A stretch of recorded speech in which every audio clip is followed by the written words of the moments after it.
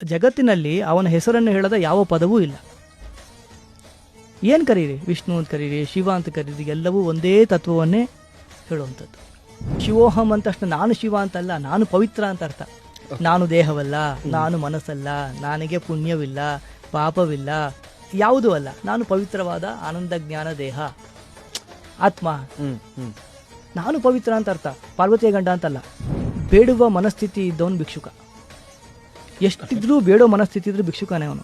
ನಾವು ಎಷ್ಟು ಅಪೂರ್ಣರೋ ಅಷ್ಟು ಬೇಕುಗಳು ಜಾಸ್ತಿ, ಎಷ್ಟು ಪೂರ್ಣರಾಗ್ತಾ ಹೋಗ್ತೀವಿ ಬೇಕುಗಳು ಕಡಿಮೆ. ಅದು ಶಿವನಲ್ಲಿ ಕಾಣ್ತೀವಿ. ಅವನ್ನ ಪರಮ ವೈಷ್ಣವ ಅಂತ ಕರೆಯೋದು ಅದಕ್ಕೆ. ಸಂತೋಷವನ್ನು ಕಳ್ಕೊಂಡು ಜಗತ್ತಿನಲ್ಲಿ ಪಡೆಯೋದೇನಾದ್ರೂ ಉಂಟಾ? ಇಲ್ಲ. ತನಗಾಗಿ ಬೇಡುವವ ಇದಾನಲ್ಲ ಅವನು ಭಿಕ್ಷುಕ ಅಂತೆ, ಇನ್ನೊಬ್ಬರಿಗಾಗಿ ಬೇಡುವವ ಭಿಕ್ಷು ಅಂತೆ. ಆ ಬೇಡೋದ್ರಲ್ಲಿ ತನಗೆ ಅಂತಲ್ಲ, ಇನ್ನೊಬ್ಬರು ಒಳ್ಳೇದಕ್ಕಾಗಿ ನಾವು ಬೇಡ್ತೀವಲ್ಲ, ಅವರಿಗಾಗಿ ಏನು ಮಾಡೇ ಇಲ್ಲ.